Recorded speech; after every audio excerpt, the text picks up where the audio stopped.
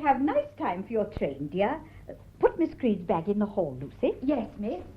I hope you'll have a good journey, dear. Thank you, Leonora. Oh, I can't tell you what it means to me to be able to offer my sisters a holiday here. It's so good of you to let me go up and fetch them. They'd never have faced the journey alone. I'm quite looking forward to their visit. You've talked so much about them, I feel they're old friends. They're rather pathetic, you know, dear. But they're all I've got left. Oh, there's one other thing while you're there. I want you to take this note to Lord Carnardington's house in Berkeley Square. Mm-hmm. Ask the butler to give it to his lordship privately. And whatever you do, don't lose the reply. Oh, hasn't the money come this quarter? No. After all you've been spending, too. Oh, dear. Now, run along, Ellen, run along. Have a good journey. Thank you. Goodbye, dear. Leave the door, will you? Yes, all right. Goodbye.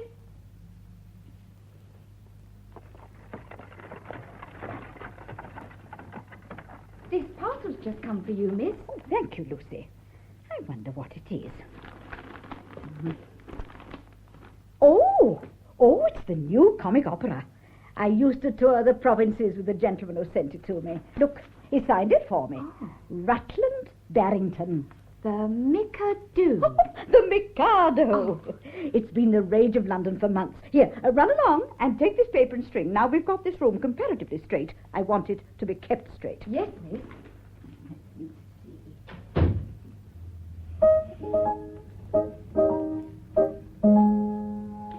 I feel just as sure as I'm sure that my name isn't Willow, Titwillow, Titwillow.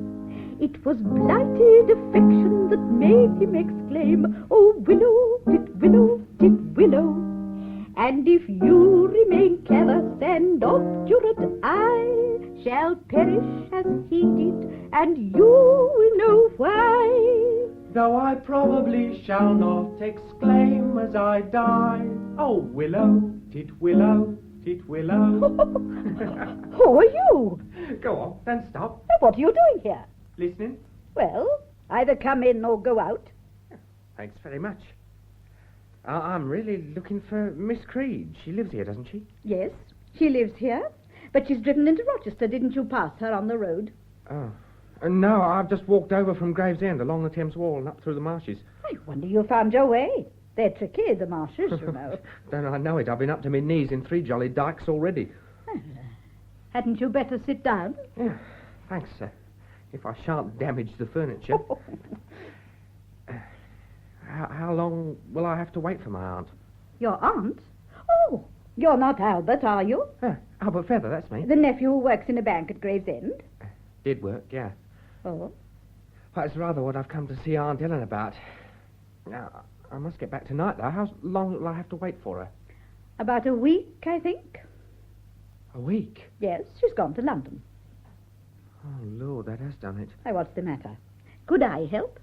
But I don't know who you are, or what you're doing in my aunt's house. Who told you it was your aunt's house? Well, isn't it?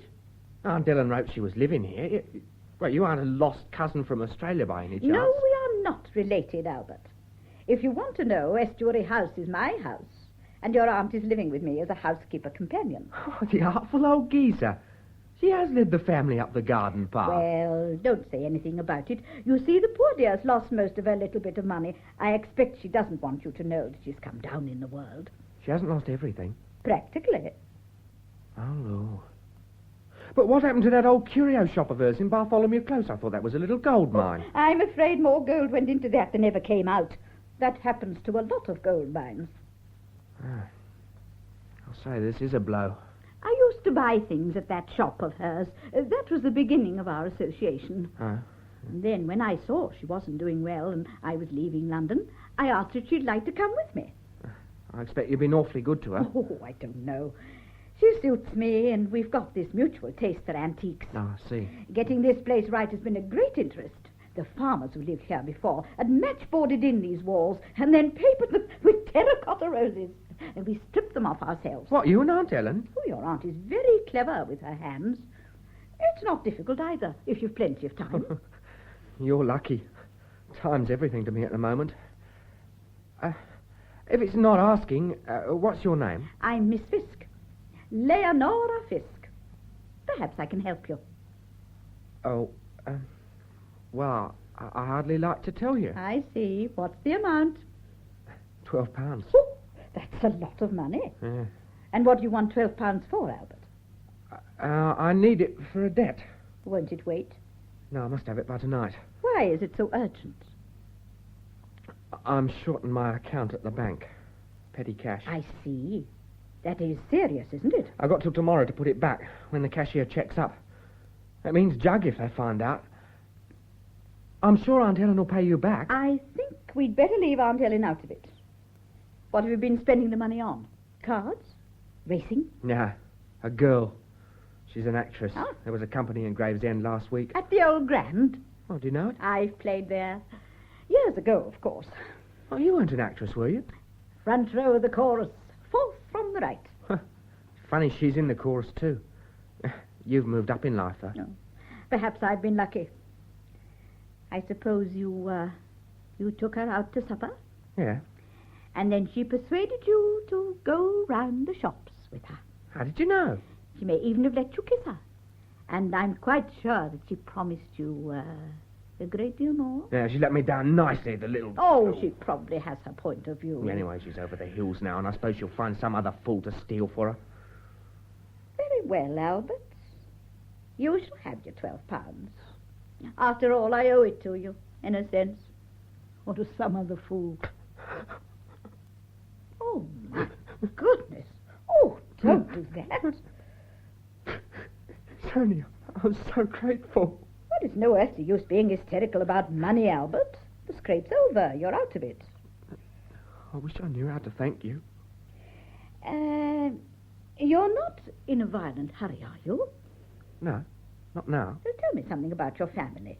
About your aunts. Oh, not Aunt Ellen. The others. Aunt Louisa and Aunt Emily. Oh, you mean the potty ones? Potty? Oh, well, queer, perhaps I should say. Oh, they're quite harmless. Oh, that's a comfort. They're coming to stay here. Aunt Ellen's on her way to London now to fetch them. Then you've got a good time coming. Of course, you might be able to handle them. They seem to mean a great deal to your Aunt Ellen. Oh, well, they've sort of taken the place of children with her. Somehow, when she's with Aunt Louisa and Aunt Emily, she always makes me think of a tigress with her cubs. Oh, you silly boy. Well, I suppose I ought to be getting back. If you're really going to... Cough up the needful. Yeah. I'll just run up and get my keys. You are a lifesaver, Miss Fiske. It's a pity there aren't more like you. That's a matter of opinion, Albert. Mind if I have a tinkle on your piano? We've only got an old tin kettle where I lodge. No, do. I won't be long. Flies through the air with the greatest of ease, the daring young man on the flying trapeze. His movements are graceful. Whoever are you? Hello. Oh, you did scare me. A man's voice. It's so funny here. Doesn't the tide wash up many male fish, my angel? No, men are as scarce here as hansom cabs. We're a covey of old women.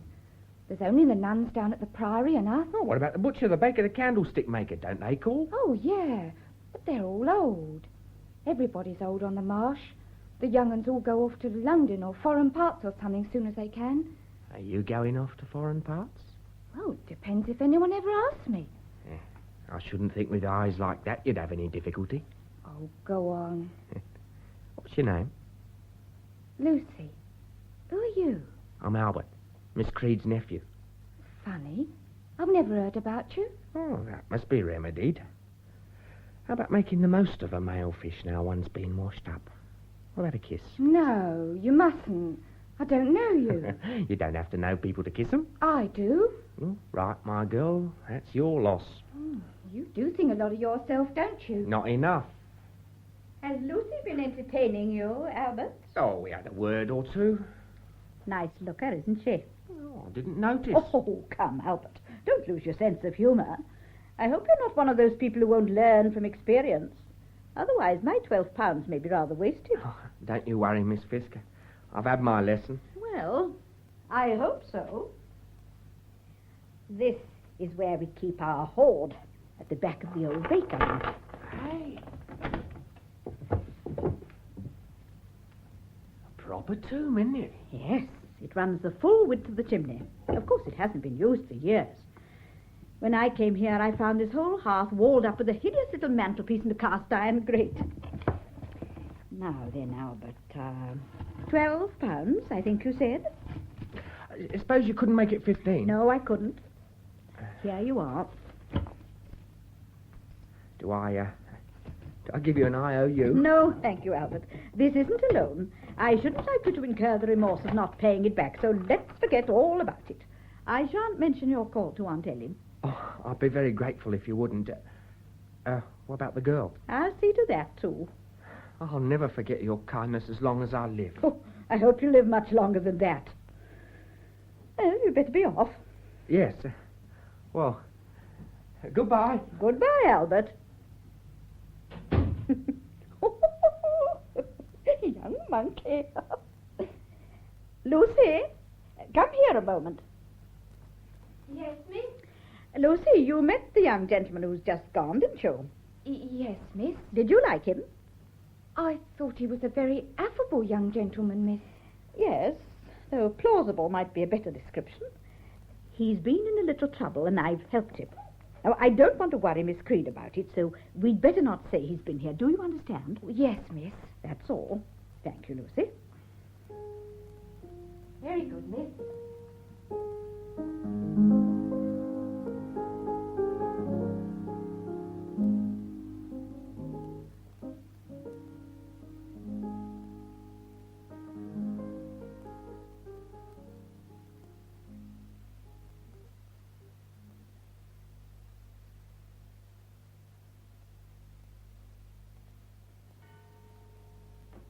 Louisa, darling, you oughtn't to be standing there by the window. The wind's turning quite cold. Now put your shawl on. Don't be cross with me, Ellen.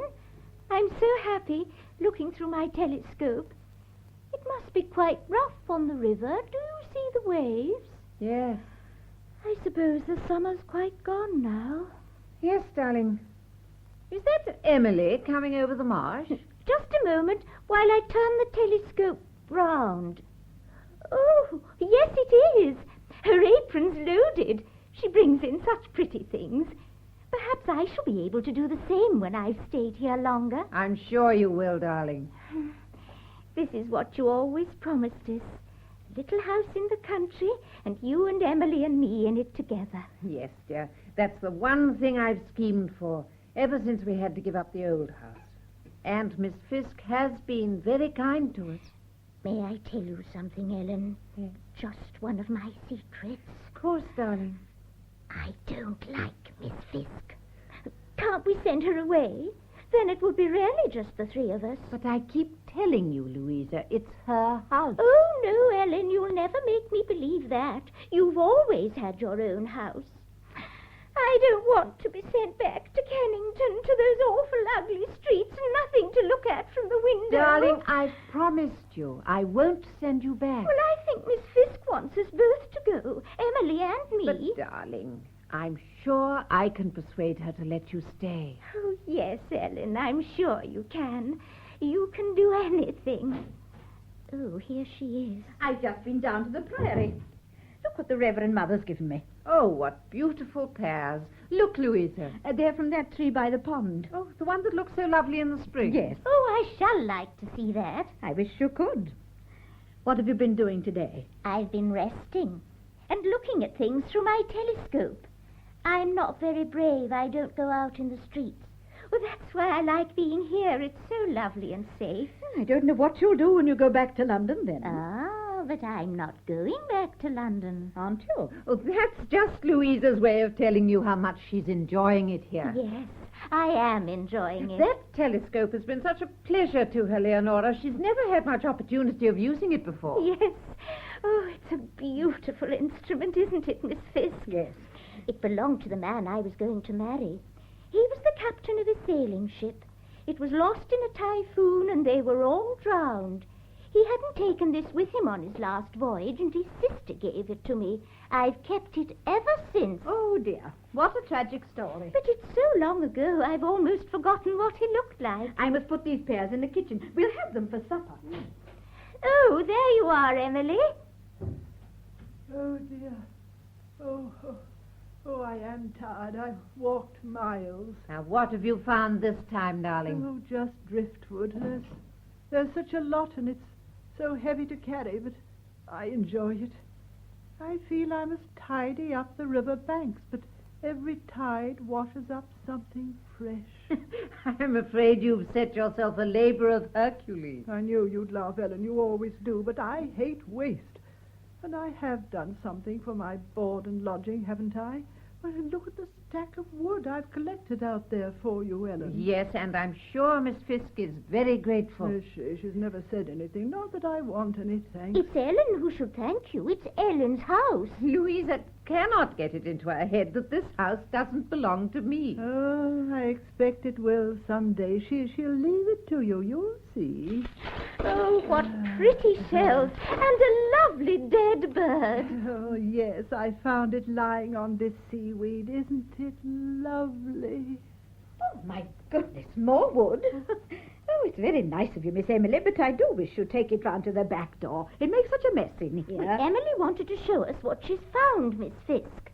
Besides, she was very tired. Now, don't worry about it, Leonora. I'll clear it up. No, Ellen, you do far too much as it is. Put it down, Ellen. Oh. Miss Fiske, couldn't we ask the maid? No, it's my business. After all, I've carried it for more than a mile across the marsh. Now, give it to me. No, Ellen, you do far too much as it is. Put it down, Ellen. Well, I don't think we need have a tug of war about it. Lucy? My sister's not as strong as she thinks, and she's always doing things for other people. Yes, miss? Oh, Lucy, take that wood through into the shed, please.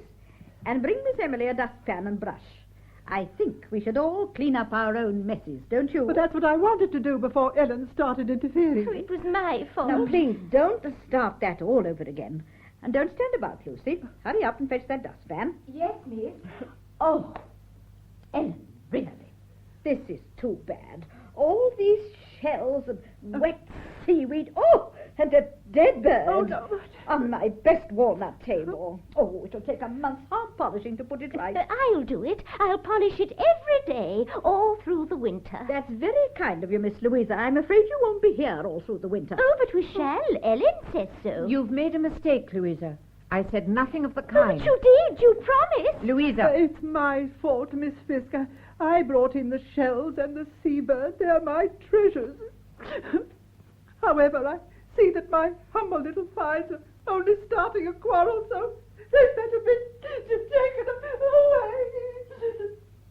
Here's the dustpan, miss. Thank you, Lucy. Now get on with tea. Yes, miss. It's nearly ready. I think I'd better go up to Emily, Ellen. She was crying. No. Go up to your own room if you like, but don't disturb Emily. Very well, Ellen. I'm sorry I was so put out, Ellen. There is a limit to patience, you know. It's I who should have apologized. Nonsense, dear. I mustn't expect you to be responsible for your sisters. But I am responsible for them. Yes. I've always looked after them, just as if they were my children. What would become of them if I didn't? Yes, but you must show a sense of proportion in dealing with them. I mean, for one thing, they're not quite normal, are they? Well, I know they're simple-minded, but they're not mad. Oh, it's just that they've never grown up properly. I dare say they're harmless. At least I hope so. You may be used to them, but I find them impossible to have about the house. Well, they have been a little bit naughty today, I admit. But I'll give them a good talking to, and then everything will be all right. That won't do, Ellen. I'm trying to tell you as kindly as I can that they've got to go. To go? When? At once. This week. I cannot stand them any longer. I don't know how I shall break it to them. But, my dear Ellen, I only invited them here for a few weeks. Didn't they understand that? They've been here nearly 4 months. No. And I don't think you've been quite fair to me. You never told me that they were, well, what they are. I told you they are rather pathetic. Yes, my dear, but pathetic is not next door to insane. They're not insane. Well, insane or pathetic or whatever you choose to call it, I won't have them here any longer. It's your house, I know. But you'll have to give me a little time. Why? I didn't keep on their room. But, my dear, you knew they weren't coming here on a visit for life. But I didn't want the expense. I hoped you might take to them. I was going to suggest that I should pay you something out of my wages towards their keep. Oh, you were you? And is that why Louisa made that odd remark just now? What odd remark? That you'd promised her she should stay through the winter. Oh, I never promised her.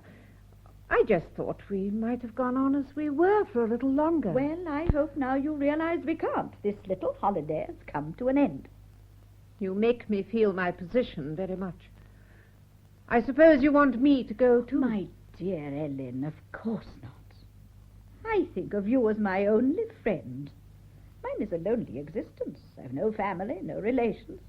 Why, if I were to disappear tomorrow, no one would be any the wiser. So you see, I value your companionship. I definitely don't want you to go. I'm afraid it won't be altogether easy to forget what you think about my sisters. Or that you turned them out when they were so happy. But I haven't turned them out. Their visit has just come to its end in a normal way. Well, things can never be quite the same, can they? Ellen, don't you realize you're being very unreasonable? I've been more than generous to you and your sisters. People have always been very generous to you, Leonora. My sisters and I, we haven't any gentlemen to send us money. Well, it's hardly my fault, is it? No. But don't you ever feel that you have a special responsibility to women like us? I don't know what you mean. But don't you owe a debt to virtue? I've had to work for the money I've made, Leonora, but at least I've kept my self-respect. How dare you criticize my life? How can you, a dried-up old spinster, how can you understand anything of what my life's been? Do you think I don't envy women who've got respectabilities, who've got families, who aren't just forgotten or pensioned off and they lose their stock in trade? Then you can't blame me for fighting for my family. Ellen, you are a frightful hypocrite. It wasn't friendship you felt for me. You wanted to foist your wretched brood on me and to bleed me white.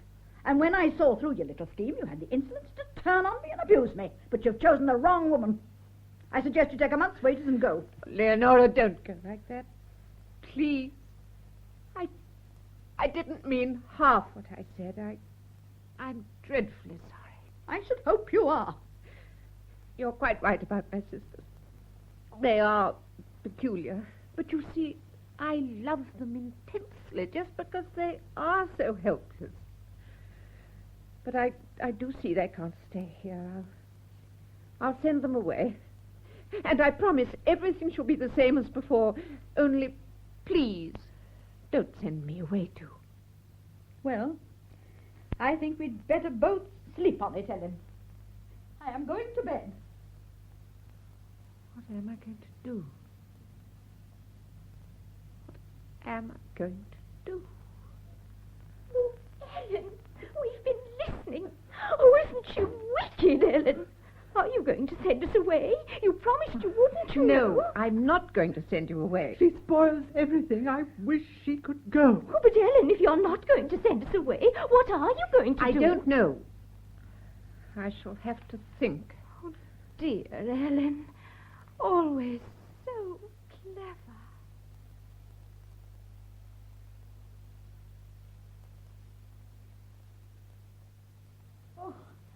Oh, my goodness. Oh, this box is heavy. Oh, yes. Oh, we've managed it very well. We couldn't have carried it down so easily when we first came here. Oh, I expect it's moving all those bricks and things. It's got our muscles up. Oof.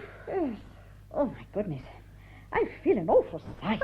Your hair's all crooked. Oh, why not say me wink's slipped and have done with it? Be quite alone. Now, here, let me put it straight for you. Thank you. No, there. That's better. Ah, just like being in a dressing room again. It only wants the smell of the grease paint and a nice pair of tights. Though I don't think that my ankles would run to them now, do you? Look, now, time is getting on. We'd better get this box of theirs hidden in the scullery before they get back from their walk. All right, well, now, you take that end. Oh, goodness, it is a weight. You must have got half the foreshore in it. We'll put it behind the door. Here. Ooh, that's right. Oh, thank goodness that's done. Ah, there's the Priory bell. It must be 6 o'clock. Bates will be here in a minute. Oh, I thought we wouldn't have Bates, Leonora. Why not? Well, he talks so. When I went into Rochester on Wednesday, I arranged for a fly at the station to come out. Oh, What am I to do about their box? Well, let Bates take it to the station tomorrow and have it labelled through to London Bridge. I'll pick it up there in the evening. It'll be quite handy. I've got a room for them in the borough. I see. You're a regular Machiavelli, aren't you? Well, isn't it much kinder this way? I mean, for them to think they're going for a drive, and then before they know where they are, I shall have to whisk them into the train. And when am I to expect you back? Well, I think I'd better stay over the weekend and get them settled in. They'll take a lot of settling. Yes, I should. Don't hurry back on my account. I shall be quite all right. I hate the idea of your being alone here. I almost wish you hadn't let Lucy go on her holiday. But, my dear, it was your idea that you shouldn't postpone it. Oh, I was afraid that if she were here when Louisa and Emily went, we mightn't have been able to conceal our little plan from them. And then there'd have been a scene. We may not be clear of scenes yet. Suppose they go up to their rooms and find all their things vanished. Oh, but there's no reason for them to go upstairs again. I saw to it that they were dressed for the journey before I sent them out. Ellen, dear, before they come back, I want to give you something from the oven here. Now, I know that this is going to put you to a lot of expense. Now, here are 10 sovereigns. That'll pay for your journey and a few weeks' rent and 1 or 2 little comforts to make up for their disappointment. You're much too kind. I'm so glad we made everything up. I hate quarreling. I've got a very hot temper, but it soon evaporates. I wish I were made that way. I'm very fond of you, Ellen.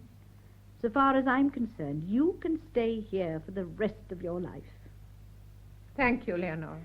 Well, as we're servantless, I'd better go and see about my supper. Oh, there's nothing to be cooked.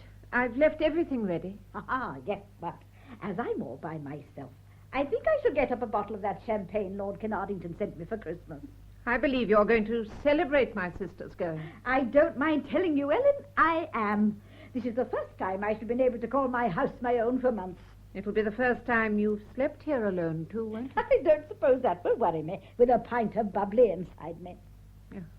Well, I've made a salad, and there's a cold partridge and some cream cheese from the convent. A bird, cream cheese, champagne. Oh, it only wants the right setting. A private room at a discreet little restaurant, candle-lit, distant music, and someone's foot pressing yours very lightly under the table. Oh, my goodness, Ellen, what am I talking about? Why haven't you stopped me? Oh, I'm in a crazy mood today. Here are your sisters now coming up the path. Ellen, I believe in your heart you're glad to be rid of them too. Though, of course, you'll never admit it. How nice it is to be indoors again. I wish I weren't going for this drive. It's getting quite evening, and I don't like the long shadows. But a September evening's the most beautiful time of the year, Louisa, and there's nothing to be afraid of. I'm coming with you. Is Miss Fiske coming too? No, you'll be just by yourselves. I think I'll go up and get into an easier pair of boots. These pinch me, No, Arthur. You sit down. I'll run up and get them. Ellen's in one of her bossy moods today, isn't she, Emily? I think she's got something on her mind. I wonder if we are just going for a drive. I wonder if she's sending us away. Oh, don't say that, Emily. Oh, I do hope it's not true. If Ellen tries to send me away, I shan't go. I think that you are both imagining much too much. Yes, I don't think Ellen would deceive us. Oh, what's become of your telescope, Louisa? It isn't on the windowsill. Isn't it? Oh, it was there when I went out. Ellen took it out into the kitchen. I think she was going to clean it. But I always do that myself. I believe it's been broken. I must get it. I must have it. I promise you it has not been broken. Now, if you'll wait here, I'll get it for you. No, I wish to get it. I'm sorry, but you can't. Why shouldn't Louisa get it herself? Because it happens to be my kitchen and Miss Louisa my guest. But I want to... Please, sit down, Miss Louisa. Don't you realize you're making the most ridiculous scene about absolutely nothing? Oh, it's broken. I know it's broken. Do stop crying. Here comes Ellen. Now, here are your boots, Emily. Thank you, Ellen. Oh, Ellen, someone's broken my telescope. Oh, no, dear, I don't think they can have. But why did you take it into the kitchen? I didn't. Oh, there, Emily. She was lying. Who? Miss Fiske. She said you'd taken it into the kitchen to clean it. She's gone to fetch it now. I knew you wouldn't. Oh, of course. It's quite all right, darling. I'd forgotten. I did take it out. You're only humouring me because you know it's broken. Nonsense, Louisa. Stop being silly. Here's your telescope, Miss Louisa. You see, it's as right as ninepence. Oh, thank you, Miss Fiske. I am glad to have it. But it hasn't been cleaned. I haven't had time to do it yet. Miss Louisa was so agitated, I believe you thought that I was going to steal it, Ellen. It was just a lot of fuss about nothing, wasn't it, Louisa? Yes, dear. I was very silly. But it's not nothing to me. Ellen, I'm going up to my room for a few minutes. Call me when the fly comes. I'd like to see you all off. There's no need for you to trouble. We shall be back in 2 hours, shan't we? Well, I'd like to make sure that you start comfortably. Emily says that we're not really going for a drive, that you're sending us away for good. That's not true, is it, Ellen? Of course it's not true.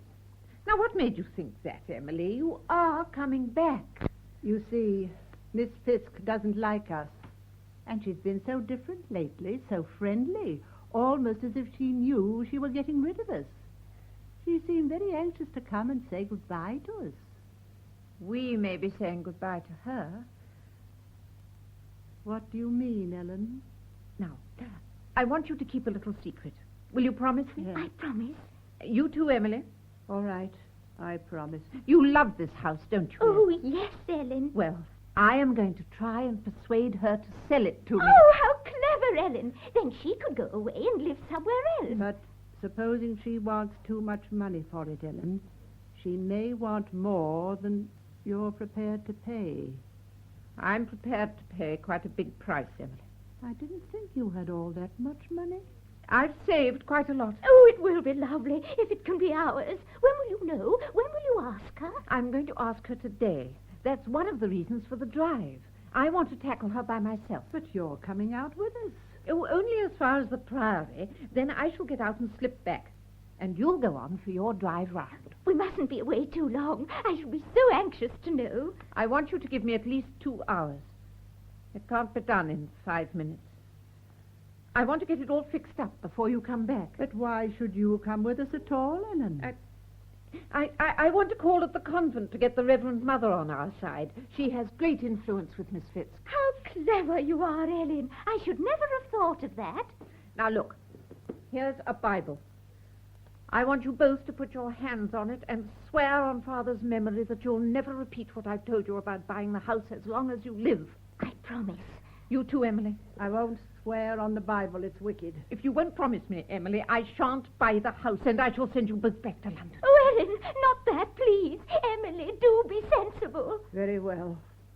But I don't like being made to do things. I promise. Oh, dear, what's that? Oh, it's the carriage. We're just coming. Now, come along, my darling. Oh, wouldn't it be lovely if when we came back we found that you'd bought the house and she'd gone? Will you be quiet? Oh, don't be cross with me, Ellen. You have just sworn on the Bible never to mention it again. I'm sorry. I thought it didn't count when we were together. She might have overheard you, Louisa, and that would have spoiled everything. It's better for us not to discuss it even amongst ourselves. Whatever you say, Ellen. Yes. Here's the carriage. I do hope you all have a nice drive. Now, come along. It will be fun, won't it, Emily? Goodbye. Make the most of it. Goodbye. Goodbye. Goodbye. Goodbye. Oh, thank God for that. Oh, he's going to marry yum, yum, yum, yum. Lovely to have the house of himself. Here is to you, Leonora, my girl. Oh, nothing like bubbly to make your eyes sparkle, as Harry Carnarvon used to say. I won't eat yet. I'll have supper at a civilized hour for a change. No more high tea with the old girls in the kitchen. First, I'll have some music. Yes, I will. Where's that? Yes, that's it. On a tree by a river, a little tomtit sang willow, tit, willow, tit, willow. And I said to him, Dicky Bird, why do you sit singing willow, tit, willow, tit, willow? Is it weakness of intellect, birdie, I cried, or a wrong?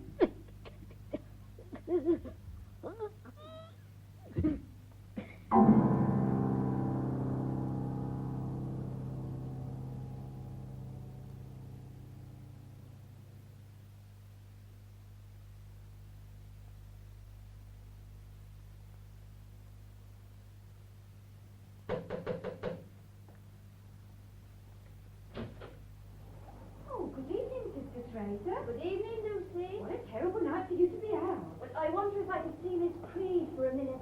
Unless, of course, Miss Fiske has returned. Oh, no, she's still away. Oh, Do come in, sister. thank you. Sit down by the fire. I'll tell Miss Creed she's in the kitchen. Oh, you have got a roaring fire. Oh, you need it this weather. Oh, I didn't know anyone was here. Good evening. Are you waiting to see my sister? Yes. I understand Miss Fiske's still away. Oh, yes, about 2 months now. For the moment, I thought maybe she was back when I saw the candles there alight in her little altar. Well, Ellen's taken to lighting them. She likes to do it because she thinks Miss Fiske would have liked her to. She says it keeps her memory burning. Ah, no, a very kind thought of your sisters. I'm sorry to have kept you waiting, sister, but we're in the middle of making our quince jam. Oh, please, you mustn't apologize. I've been chatting very happily to your sister here. Oh? Well, I'm here with a request, I'm afraid. Our supply of oil hasn't arrived from Rochester. I suppose the storm has prevented them coming. We've absolutely run out, and I just wondered if I might borrow a can over the weekend. Of course. We'll pay you back as soon as our supply arrives. I'm sure it'll be here on Monday. Oh, that's quite all right. We have plenty. Louisa, go into the scullery and bring me one of those gallon cans of paraffin. Yes, all right, Ellen. Oh, it's very peaceful here, sitting in this lovely chimney corner. Oh, no. Is this one of the old bake ovens? Yes. We don't use it now, though. I think it's very nice thought of yours to keep Miss Fiske candles alight while she's away. Oh. Did Louisa tell you about that? Oh, well, I'm afraid I asked her. I thought when I saw them that Miss Fiske might be home. Oh, no. When are you expecting her back? We miss her so much at the convent. I don't know. I haven't heard from her very recently. Is she in London? Oh, she went to London to begin with. Then she was going on elsewhere. I've got the oil, Ellen. Oh, now, you can't carry this and your lantern and your umbrella, can you, sister? I'll get Lucy to go down with you. Oh, now, you shouldn't bother yourself. Lucy, Yes, miss? I want you to go down to the Priory with the sister. I'll watch the jam. Very good, miss. You will excuse me if I say good night, won't you, sister? Ah, but of course. You have been kind. Thank you so much. Good night. I think you're so brave going out in the dark. I hate the dark. I'm always glad when morning comes. Oh, I never worry about little things like that. I believe we're watched over. I think that, too. But I'm never quite sure who's watching us. Oh, I didn't know anyone was here. This is my sister, Emily. Good evening. Well, it isn't a very good one, is it? Well, it is a bit wild, but then we must expect this in November. Quite ready, sister. Here's your umbrella. Oh, thank you, Lucy. Well, good night. Good night. Good night. I think that nun is rather a nice woman. Ellen seems to like her, too. I think Ellen's changing. I wonder why she's taken to lighting those candles on the altar. I think I'll blow them out. Oh, you mustn't, Emily. Ellen wouldn't like that. Why should Ellen have everything her own way? Oh, Emily, what have you done? Something I wanted to do. That must be Lucy. She's back soon. Why, good evening, Aunt Emily. Or is it Aunt Louisa? Oh, don't look so scared. I shan't eat you. Who are you? I'm Albert. Albert Feather. It's Albert, Louisa, Rose's boy. So it is. Oh, come in, Albert. Oh, you are We must tell Ellen you're here. Will you tell her, Emily? No, you tell her. I heard a man's voice. Who is it? It's our nephew, Ellen. It's Albert. Albert? What on earth are you doing here? I've walked over from Gravesend. What, tonight? It was fine when I started. You must be soaked through. I'll soon get dry. This fire will do the trick. Now give me your coat and overcoat. That's right. Now take them into the kitchen, Emily, and hang them in front of the stove. And watch the jam until Lucy gets back. Oh, very well. And Louisa, you run up to the front bedroom and bring down that pink dressing gown. It's only a woman's, Albert, but it'll be better than nothing. Will it matter? Why should it? Suppose she sends for it one day. Why on earth didn't you write and tell me you were coming, you silly boy? I'll tell you all about it when I'm dry outside and not so dry in. You always were a good one at hinting. I'll get you something to eat, Albert. Oh, thanks, Aunt.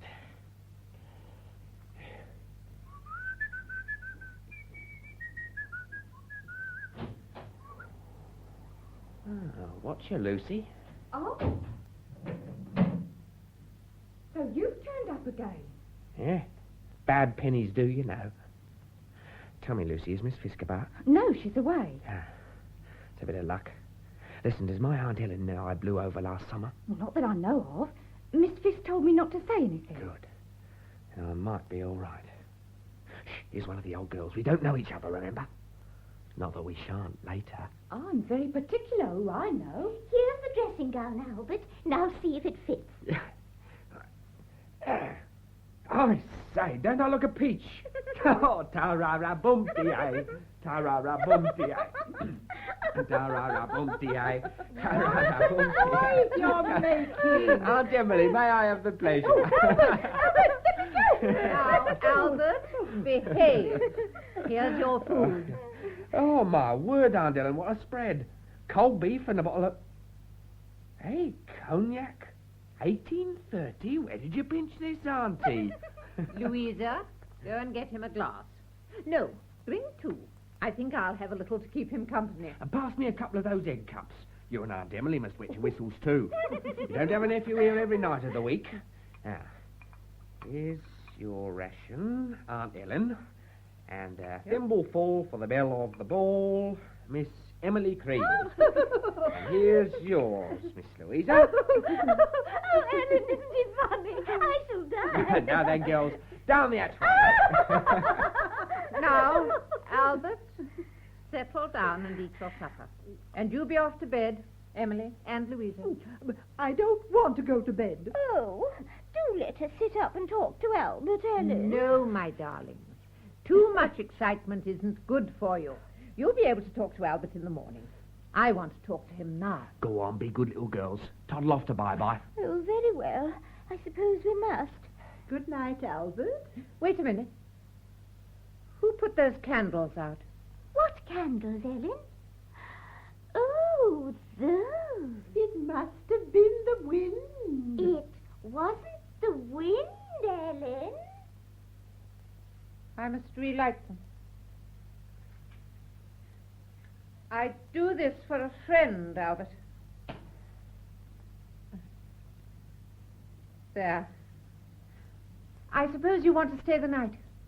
Well, actually, I was wondering if you could put me up for a little longer. Well, you'll have to shake down on the sofa in here for tonight. Tomorrow we can get the front room ready for you. Why have you been so long in coming to see me? Oh, I never had any time, Auntie. Then how do you come to have it now? Well, this is a compulsory holiday, you might say. What? Have you lost your situation at the bank? I've given it up. Oh, you foolish boy. Have you got another job? Afraid I haven't. Well, you won't find one here, will you? We're right out in the wilds. I know. That's why I've come. Albert, you haven't done anything wrong, have you? Not exactly wrong, Auntie. I just helped myself to a little salary I wasn't entitled to. Do you mean you've taken money from the bank? You've got it, Auntie. But if you were so desperate, why didn't you come to me? I could always have found you a few pounds. A few pounds wouldn't have seen me through it. Can the money be put back, or have they found out? They've found out. They've set the police on me. The police? Oh, but they're bound to search. They'll come here. No one knows I've got relations here. I didn't meet a soul coming over the marshes. If you let me stay for a week or two, then I can get out of the country and start afresh. I don't care where. I wondered if you'd advance me my passage money. It wouldn't cost much, steerage. I suppose that's the only thing I can do. I'll boil the jam, miss. Thank you, Lucy. Now you'd better be off to bed. Oh, there'll be one more for breakfast in the morning. Yes, miss. Good night. Good night, sir. Oh, good night, Lucy, isn't it? Yes, Lucy. I shall sleep better tonight than I've slept for weeks. Albert, you have told me the worst, haven't you? There isn't anything else? What else? Well, there are worse things than stealing. Do you mean if I put someone to sleep? Oh, good heavens, no, I'm too scared. Putting people out calls for real nerve, you know. Yes. I'm sorry to be such a bird of ill omen. Oh, never mind. I dare say it's Providence. Good night, Albert. Good night, Aunt Ellen. Good night. I thought she'd never go. Now, I wonder if my keys will fit the padlock on your oven, old girl, because... Yeah. Well, I'm blowed. It's all bricked up. Now, why should anyone want to do that?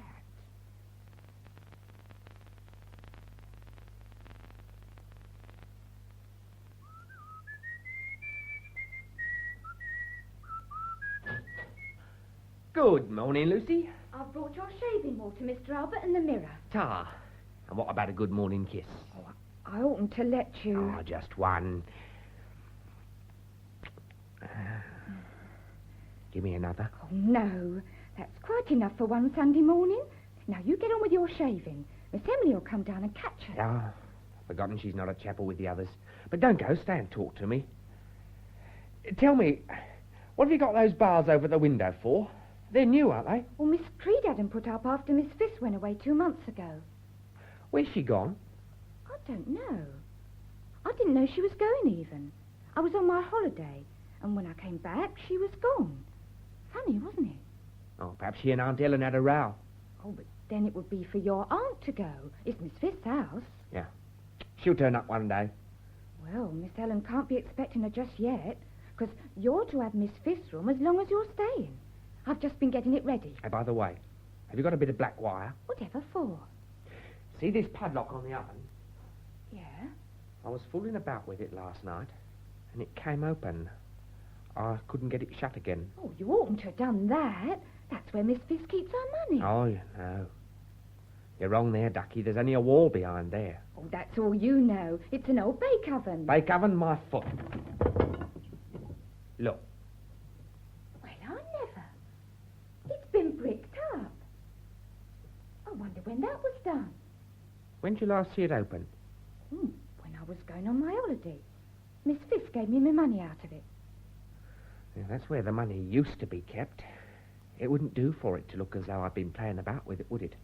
I mean, people think nasty thoughts sometimes, don't they? Yeah, and sometimes they're right, aren't they? I'll get that wire. Hey, and bring a pair of pliers if you've got them. Here you are. Ta.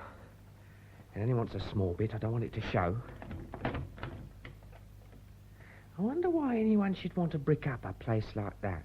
Oh, Miss Fiske probably put her jewels in there before she went away. Yeah. Yeah, I dare say you're right. I wouldn't mind having a peep at those jewels. Pity you need a pickaxe to get at them. Why, whatever's the matter, Mr. Albert? Don't open it. Look out of the window, see who it is, and come tell me first. It's only the post. It's for Miss Fiske from her bank. See the request on the envelope. Why were you so scared? I wasn't scared. I'd forgotten you had a Sunday post. I believe you're hiding from the police. You wouldn't think any the less of me for that, would you? Oh, that depends. Here, give us a kiss. Look out. Miss Emily's coming downstairs. Good morning, Aunt Emily. How is it you're not at chapel? I had a headache. Aha, Aunt Ellen's cognac too much for you. Wasn't Ellen's, it was Miss Fiske. Oh, don't say Miss Fiske would have begrudged it to us. Don't know. I never liked her. And what you got there? Oh, it's just some boxes. I stick shells on them.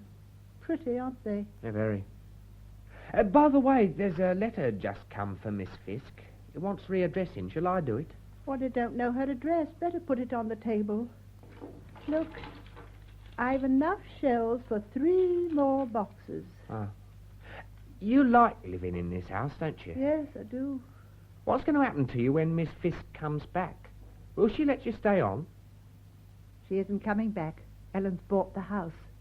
Go on. It's quite true, but it's a secret. Ellen made me swear on the Bible I wouldn't tell anyone, but you're one of the family, so it's different. Why did Aunt Ellen want to keep it a secret? Well, I don't know. It was all done in a great hurry. Aunt Louisa and I were sent out for a long drive, and when we came back, it was all over, and Miss Fiske had gone. You won't tell Ellen I told you, will you? No. We'll make that our little secret, shall we? Yes. It's rather fun to have a secret Ellen doesn't know anything about. She always thinks she's the clever one, but she isn't. Not always. I'll tell you another secret, Albert. No, I won't. Why not? Didn't you say I was one of the family? Well, I think Ellen's done something that's not quite right. Why? Because she's looked so worried lately, and I've heard her walking about the house very late at night, and when it gets dark, she lights those horrid little candles on the altar. She's never used to do anything like that. It's only since Miss Fiske's been gone. Do you think she hasn't really bought the house? Well, if she hasn't, it's rather a large article to steal, isn't it? There might be ways of getting it. What sort of ways? I don't know, Albert. I haven't thought. Who's that? Why, it's a nun. Where's she blown from? She'll be from the Priory. Will you open the door to her, Albert? I don't like nuns. All right. Good morning. Is Miss Ellen Creed in? And no, she's gone over to the chapel. I'm her nephew. Can I do anything? Well, I came up to repay this oil that you lent us last night. Ours arrived this morning, and the Reverend Mother just wanted you to have it back as soon as we got it. Oh, I'll take it No, through. no. I'll take it, Albert. I know where it's kept. Did you know Miss Fiske well, who owned this place? Oh, yes. But she still does, doesn't she? Oh, yes. Oh, we all know her at the convent. She's a dear friend of ours. I've only met her once. She seemed a very agreeable lady. I suppose you've no idea when she'll be back. No. Well, as a matter of fact, we didn't know that she was going away. I think the Reverend Mother's been a little hurt that Miss Fiske hasn't written to her. But perhaps I oughtn't to say that. Oh, why not? It's a free country. Oh, by the way, I hear that the main roads from Rochester and Gravesend are underwater by the marsh. So we're quite cut off. We may be for some days. Well, that won't worry me. Perhaps not. Morning.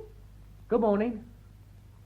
Miss Emily told me to tell you she's gone out for a walk. Good. I say, Dux, got a kettle boiling out there? Well, perhaps I have. What do you want it for? Bring it in here, then I'll show you. Oh, all right. Miss Leonora Fiske Estuary House. I should have thought she'd let the bank know she was away. Here you are. What do you want to do? I want to have a look at something. What? This letter that came from the bank for Miss Fiske this morning. I'm going to have a look what's inside. You can't go opening other people's letters. Did you like Miss Fiske? Oh, yes. She's a kind lady. She's been very generous to me. Me too. She got me out of a bit of trouble and I owe her a debt of gratitude. Oh, it's a funny way to pay it, opening her private letters. It might not be. I'm a little worried. Here, hold the lid of the kettle, will you? Look, if you're going to steam open that letter, I'm not going to be a party to it. If there's nothing startling in it, well, we've done no harm, have we? We can seal it up again. Yeah, but you... On the other hand, if there is something, we're doing a service to Miss Fiske, aren't we? Oh, hurry up then. They'll be back from chapel soon. There, that's done it. Now, what do they say? Dear Madam, read your letter instructing us to forward the amount of the enclosed cheque in £5 notes to the payee. Your signature appears to differ from that with which we're acquainted. I shall be obliged if you will kindly confirm the same by signing it afresh in your usual manner. So £50. Hey, do you notice the date? November the 14th. I thought she went away in September. Oh, she may have written the cheque from wherever she is, mayn't she? Then why have they written back to her here? Do you notice who the cheque's made payable to? Miss Ellen Creed. Well, what of it? I expect it's the housekeeping money. Yeah, you're probably right. Well, we'd better cover up our tracks, hadn't we? Just dip your finger in Aunt Emily's glue, will you? I'm not doing anything about it. Aren't you? Give me your hand. Oh, no. Oh, you filthy pig. Oh, you made my fingers all sticky. Now then, seal it up. Look, it's horrible. That's right. You don't. I will stand it up here on the dresser. It'll soon dry. You won't give me away to Miss Creed, will you? Not so long as you keep your mouth shut about me. Oh. She's a lovely servant, Ellen. Yeah, hello, here come the performing seals. Quick, take that kettle out into the kitchen. All right, Albert. Hello, Aunt. Had a nice pray. There's no need to be facetious, Albert. It would have done you good to come too, Albert. It was quite exciting. The minister was telling us all about hell. Well, I'm afraid I can't take hell very seriously, old girl. After all, if there is such a place, no one's ever come back from it. Hell's like the kingdom of heaven. It's within. You must have got that out of a book, Auntie. What's an innocent old cup of tea like you ever done to know anything about hell? But Albert, Ellen's clever. She knows about all sorts of things. She may know about hell, too. You don't say. We'll have to christen you Hellfire Ellen. Albert, I won't have you talking like this in my house on a Sunday. Oh, sorry, I'm sure. Oh, by the way, Auntie, a nun called while you were out, asking for a Miss Fiske. Oh? Louisa, run upstairs and take off your coat, dear. You won't want to sit about in it all day. No, I shan't, shall I, Ellen? No, of course. Who is this, Miss Fiske everybody's always mentioning? Oh, she's just someone who used to live here. I'd rather you didn't mention her again in front of your aunts, Albert. They quarrelled, and it excites them very much to talk about her. Oh, I wouldn't like to do that. What did you quarrel about, Auntie? I didn't say that I quarrelled with her. Oh. Oh, then I suppose she's the friend you lighted those candles for last night. Yes, she's that friend. You must have been very fond of her. When did she die? Die? Who said she was dead? Oh, I just assumed she was. You don't light candles for the living, do you? Oh, why not? I thought candles just stood for prayers. Oh, you may be right. I'm not up in the technique. I say, fancy the old bird's driving Miss Fiske out of here for good. But we don't know that it is for good. She's away on a holiday. She may come back. But I expect you'll be gone by then. I hope so. I don't fancy many more nights on this sofa. Aunt Ellen, do you believe in ghosts? No, of course not. Well, neither do I. At least I thought I didn't. But you know, last night, in the middle of the night, I woke up and I had a funny feeling that there was someone in the room with me. It must have been all that cognac you drank. There are no ghosts in Estuary House. Oh, well, there aren't any anywhere, are there? Oh, there, if I haven't got a memory like a sieve. Why, what have you forgotten? This letter. It's for Miss Fiske, from a bank. Gave me quite a turn when I saw it was from a bank. If you'd like to readdress it, I'll take it down to the box. I could do with a breather. I'm looking after everything for her while she's away. It may be important. I think I'd better open it, don't you? Oh, why not, if she wouldn't mind? Huh? Nice piano you've got here, Auntie. You must excuse me for a moment, Albert. I have to write a note. It's rather urgent. Oh, don't mind me, Auntie. I'll have a look at your music. I say I never expected to find a copy of the Mikado here.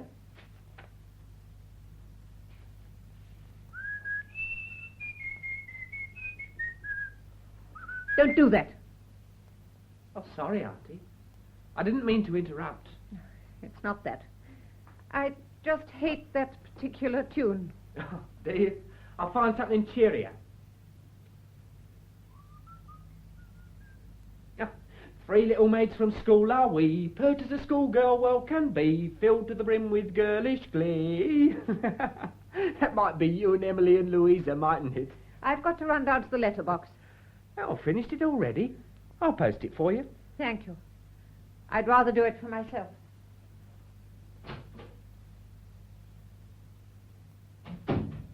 Now, I wonder. Hey, Lucy, What is it now? bring us back your mirror, will you? Here you are. Yeah, tough. I should think you'd have got sick of the sight of your face. No, I don't want it for that. I want to read what Aunt Ellen's written to the bank. It's on her blotter, see? The other way about. Do you want to do this? Hold the glass up. Here, listen to this. Dear Sir, check something quite correct. Owing to a sprained hand, there may be a discrepancy in some of my checks lately signed. Yours, something, Leonora Fiske. Your aunt signed Leonora Fiske? What's it mean, Albert? I shouldn't like to say. I know. It means she's pretending to be Miss Fiske and stealing money from her bank. That's what it looks like. Oh, but she's taking an awful risk. There'll be the deuce to pay when Miss Fiske comes back. Supposing she isn't coming back. Supposing she's died on her holiday and Aunt Helen's the only one who knows. Oh, but you can't die and only one person know. But I've just thought of something else. When I was getting Miss Fiske's room ready for you this morning, what do you think I found tucked away in the cupboard? What? A best wig. Eh? Did she wear a wig? Oh, Lord, yes. A red one, auburn they call it. She was nearly bald. Why didn't she take it with her? She rather fancies herself, you know. Why should she go away in her old one? Has she taken her best clothes? Oh, I never thought to look. When I get into that room, we'll have a scout round and you can give me some idea what's missing. Why are you so curious about all this? Look, supposing Miss Fiske is dead and Aunt Ellen's tapping the funds, it might be a lifetime before anyone finds out and there might be some nice pickings in it for you and me. Oh. You might do worse than join forces with me. I think you're one of the prettiest pieces I've set eyes on.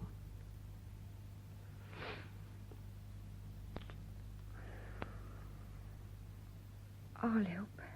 Good girl. Oh, Lord, she's coming up the path. Come out with me. We can talk in the kitchen.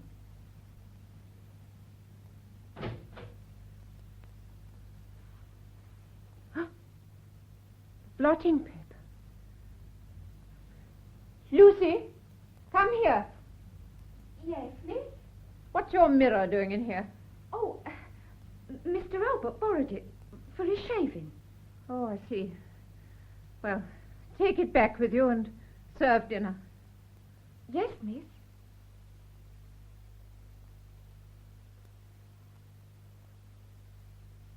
And that's game to me, Louisa, old dear. You owe me 5 farthings, my Bella St. Martin's. I'm sure you're cheating me, Albert. I thought I'd won. You shouldn't play for money. You know it's wrong. But Father always played crib for farthings. Don't you remember, Emily? There can't be any harm in farthings. Father could afford to play for farthings. Now, just one more go. My old Bella Beau. No, I'm not going to play any more. You've got all my farthings, and I'm sure you cheat. Oh. You're too full of tricks, Albert. You'll be behind bars one day. Well, talking of bars, we're more or less behind them now, aren't we? I mean, just look at those windows. I suppose those have been up for hundreds of years. Oh, no, they're quite new. Ellen put them there. She's afraid of someone breaking in. Or perhaps she's a miser. Perhaps she comes down here in the middle of the night and counts her gold. She does come down here in the middle of the night, but I don't think she counts her gold. Oh, here is Ellen. I'll go and tell Lucy to bring in her supper. Oh, hello, Aunt. Had a nice trip. Oh, it was bitterly cold. Oh, shall I take a glass of something out to the driver? Yes, all right. Yeah, that should do him. Hey, driver, something for you. Ellen, dear, so you're back. Lucy's just bringing your tray. Thank you. Listen, Louisa, I want to speak to Albert alone. Now, you go along up to bed. You too, Emily. I don't want to go to bed. Well, go up to your room anyway. What have you been doing while I've been out? Albert's been making us laugh. He never talks to you, does he? About Miss Fiske? Miss Fiske, Ellen? No. Why should he? And you've neither of you told him anything about my buying the house, have you? Oh, no, Ellen. Don't you remember? You made us swear on the Bible we wouldn't. I remember. But it wasn't the Bible, Ellen. It was a prayer book. I found that out afterwards. So it doesn't count. We could tell who we liked, couldn't we? If I ever find out that either of you breathes a word to a soul about it, I'll pack you both back to London straight away. And I won't send you another penny. Oh, Ellen. I'm not going to tell anyone, Ellen. Come along, Louisa. We're not wanted here. Oh, off to bed already, girls. Ellen thinks it's time we went. Good night, Albert. Good night, Albert. Nighty-night. Sleep tight. You've been exciting them again, Albert. I can't trust you out of my sight. Oh, Auntie, what have I done? I'm never sure what you may do. Oh, there's not much I could do, is there? After all, this isn't a bank. You haven't got any locks to pick, have you? I've brought you your supper, miss. Or put it down on the table, Lucy. And then you can go to bed. I'm just going up to take off my things. And wait here, Albert. I've got something I want to say to you. She's on the rampage tonight. There's a nasty look in her eye. Wonder where she's been all day. I asked the driver when I took him that drink. He picked her up at Rochester off the London train. She been to London? Yeah. I can't understand it. £50 came through from the bank yesterday. I saw her open that registered letter. I wonder if she means to do a bolt. We'll have to try that plan of mine tonight, Lucy. Oh, I don't like it, you know, Albert. But I can't refuse to do anything. Now, can I? You'll be all right. All you've got to do is keep thinking of when we'll be married. Oh, Now, let's go over the plan once more. When she's gone to bed, I'll slip down, open the oven door, and play that tune out of the Mikado. Then I'll slip in, dressed in Miss Fiske wig and best dress, and sit at the piano. That's it. And after that, we'll see. You'll never go back on me, will you? You're not just making use of me. I'm mad about you. Haven't I shown you? Shh, she's coming down. You get to your room. All right, Albert. But I still don't like it. Good night, Miss. Good night, Lucy. Now then, Albert. Well, Auntie. I've been to London today. I have bought your passage to Canada. But I don't want to go to Canada. I don't think you've very much choice, have you? I'm quite happy here for the time being. I'm not quite happy having you here. But I thought we'd agreed. I was to lie low till the Gravesend business blew over. Time enough for a passage abroad in a month or so. I've changed my mind. Well, you might have discussed it with me first. What made you change your mind? Well, in the first place, you play the fool so much with Louisa and Emily that you'll have them chattering about your being here. We shall have the police down on us. I can't do with any scandal. But surely there's more to it than that, Auntie. There must be. There's Lucy. Lucy? Why, I've hardly noticed the girl. Don't lie, Albert. I've watched you whispering together. I've seen her setting her cap at you ever since you came. I'm not going to have that sort of thing going on under my roof. Well, all I can say, Auntie, is it must be your mind. We're as innocent as the driven snow. You hateful little hypocrite. Now listen.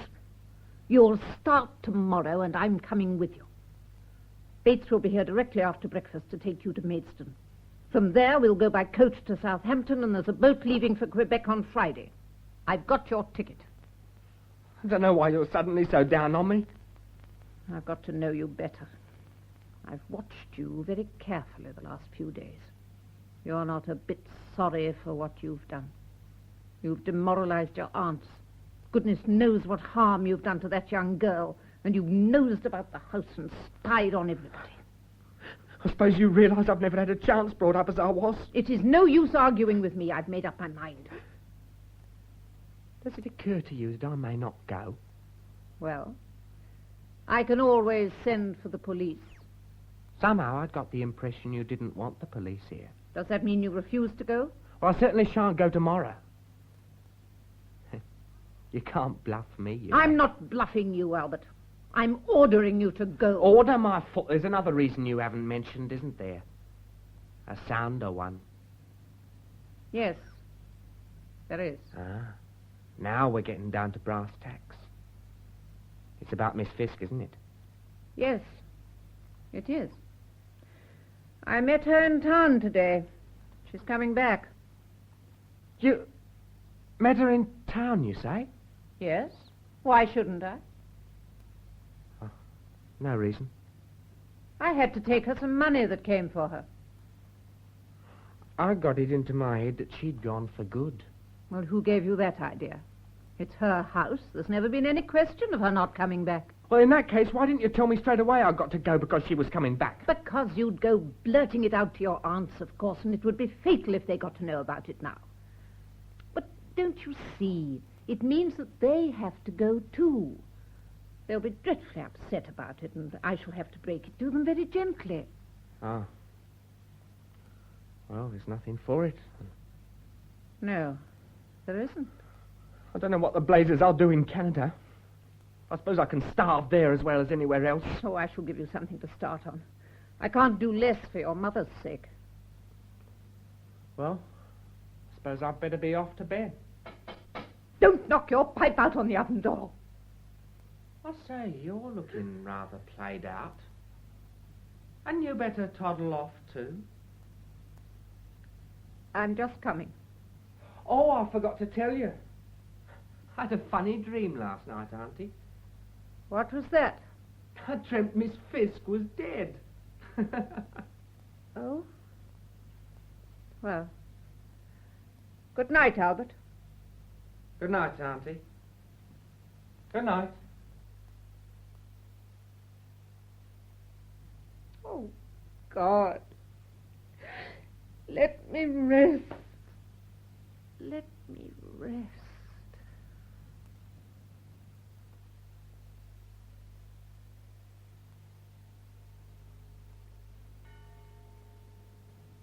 I've opened the oven door. Are you ready, Lucy? Yes, Albert, I'm ready. Good girl. You look Miss Fiske to the life in that dress and red wig. Now sit here on the piano stool. That's it.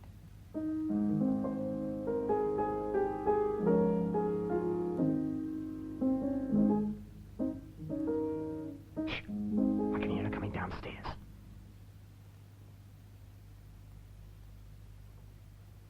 Albert? Albert, was that you? The oven door. It's open. Someone at the piano. Leonora! Oh, God! Albert, she's fainted. Oh, what have you made me do?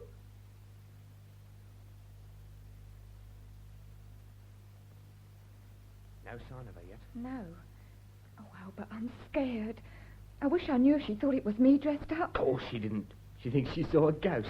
All the same, I can't help wishing we hadn't done it now. I never thought she'd go and faint. She might have died. Then we'd have been responsible. Pull yourself together. She didn't die. And we've proved what we wanted. That Miss Fiske is dead and Aunt Ellen knows it. But to be doubly sure, I've put Miss Fiske's wig on the piano behind that vase. And we'll see what she does when she sees it. Oh, no. If I'm right, she'll have to cough up what we want. And when we've lined our pockets, we'll take a little trip round the world. Just us two, eh? I shall have it on my conscience for the rest of my life. Oh, rubbish, I'm not asking you to do anything criminal. All I want is for you to go on listening at the door and telling me what you hear. That's not much to ask now, is it? You'd persuade the devil himself, you would. Oh, sorry, miss. It's all right, Lucy. I haven't spilt much of it. Albert, I've brought you a cup of tea. It's getting cold. Aren't you going to finish your breakfast? No, I've had enough, thanks, Auntie. I'm going upstairs to shave. I'm worried about Ellen, Emily. Why did she faint like that last night? It wasn't like her. Ellen doesn't faint. I think she was walking in her sleep. I've heard her go downstairs on other nights. I think her thoughts of Miss Fiske are at the back of it. Do you know, Emily, I'm sometimes so afraid that Miss Fiske will get the better of Ellen. I sometimes think she wants to come back and turn us out. I don't think she ever sold the house to Ellen. I think Miss Fiske is here now. That was her tune last night, that silly titwillow. You heard it too. I thought I was dreaming. Oh, Ellen, you shouldn't come down. Do you think you're well enough? It's all right, darling.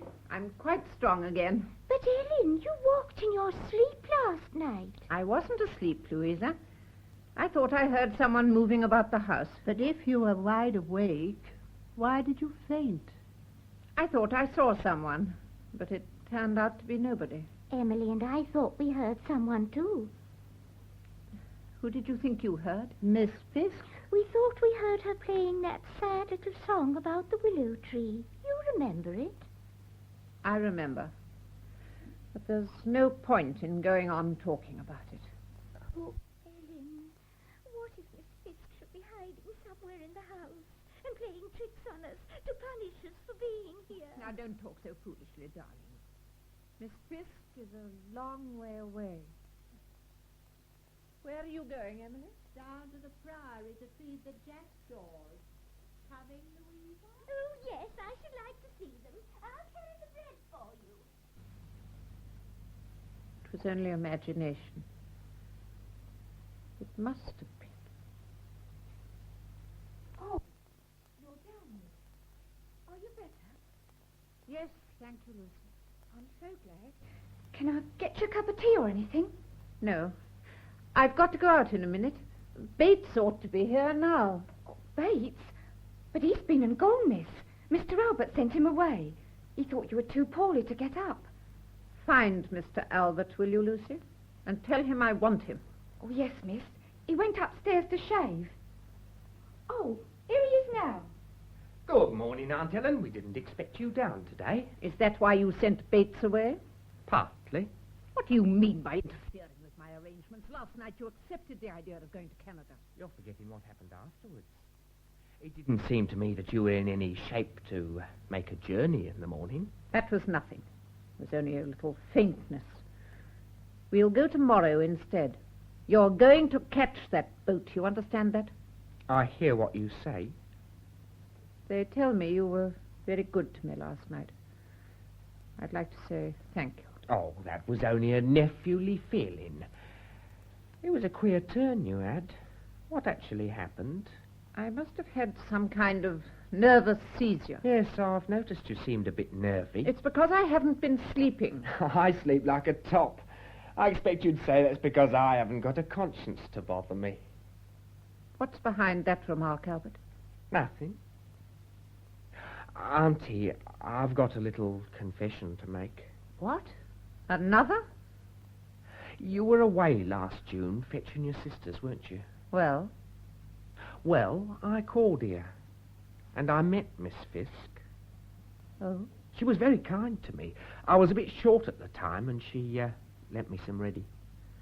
Out of her little safe there, you know. The one that's bricked up now. We agreed not to tell you. We thought it might worry you. But now I think you ought to know.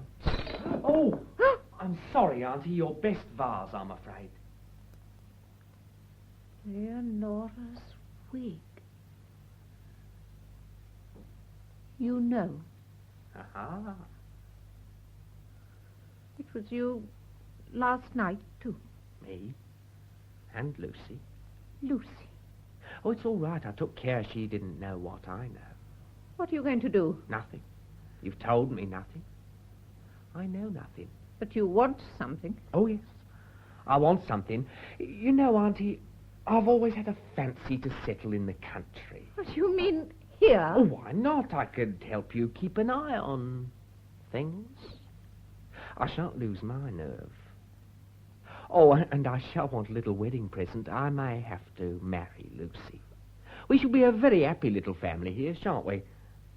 You surely don't propose to go on living here with me?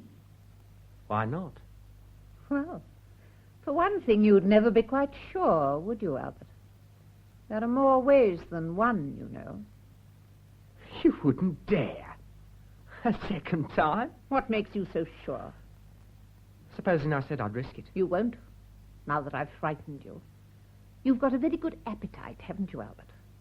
And you'd hardly be likely to enjoy your meals. You're bluffing. Am I? Do you think I'm going to let a little thing like you stand in my way? It takes a lot of courage to kill for the first time, Albert.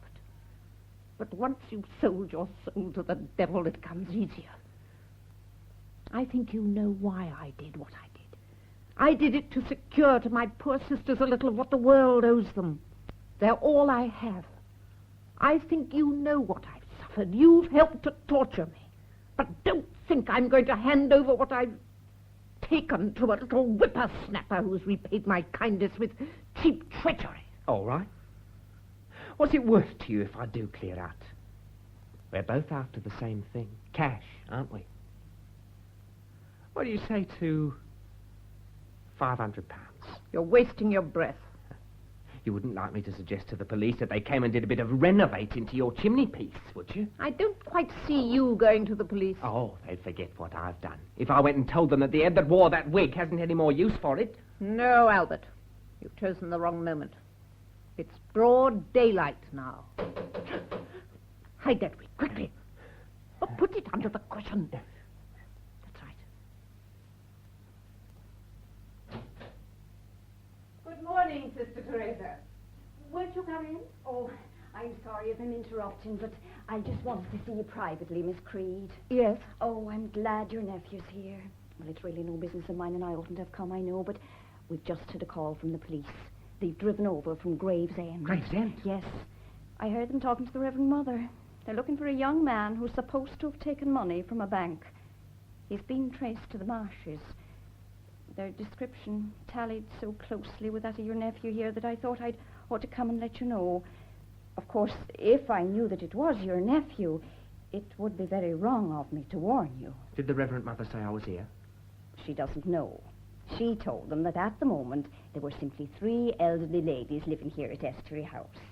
So the officers have gone down to the marsh to Decoy Farm.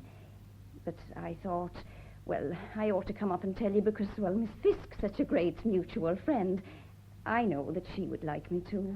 Well, on her behalf, sister, thanks for the tip. Ah, it was you. I was afraid so. I am sorry. So am I, but I can't go into that now. I've got to look slippy. You got any cash handy, Auntie?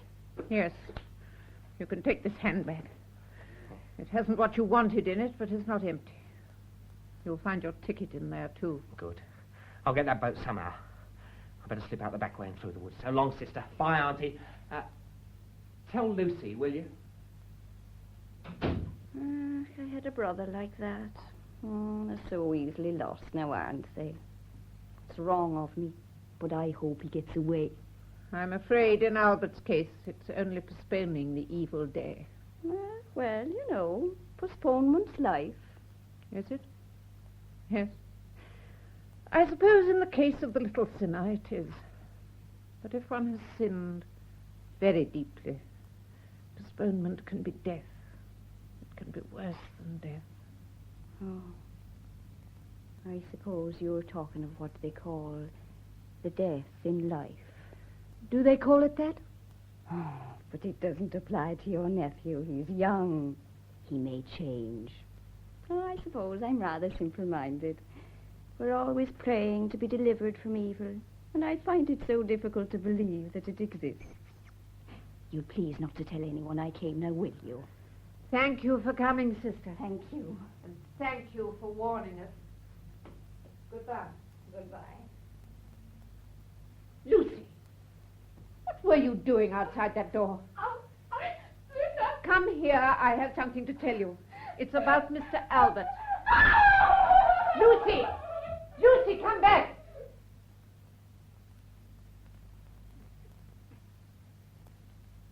A death in life. What must be, must be. Oh, it's quite warm out, Ellen. We fed the jackdaws. Oh, why are you putting your coat on, Ellen? Where are you going? Out. Oh. As we were coming up the lane, we met Lucy. She was running so fast, we thought there was something the matter and that she must be coming to fetch us. But she climbed over the stile and ran down the path towards Decoy Farm. Decoy Farm.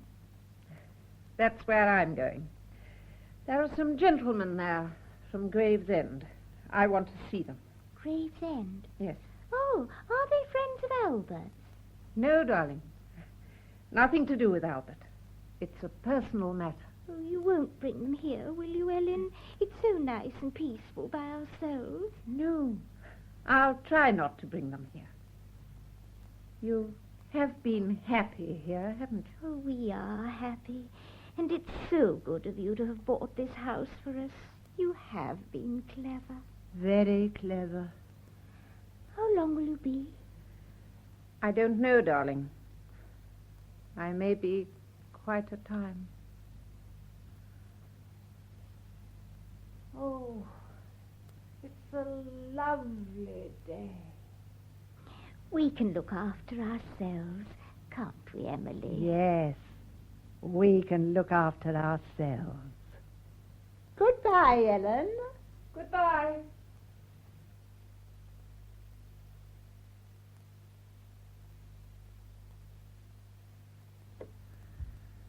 In Ladies in Retirement by Edward Percy and Reginald Denham, adapted for broadcasting by Cynthia Pugh, the part of Ellen Creed was played by Valerie White, Leonora Fiske by Marjorie Westbury, Albert Feather by Nigel Graham, Lucy Gillam, Peggy Butt, Sister Teresa by Gudrun Ure, and Bates by Peter Marinka. Emily Creed was played by Gladys Spencer, and Louisa Creed by Hilda Kreisman, and not as printed in the Radio Times. The pianist was Frederick Stone. The play, which was recorded, was produced by Martin C. Webster.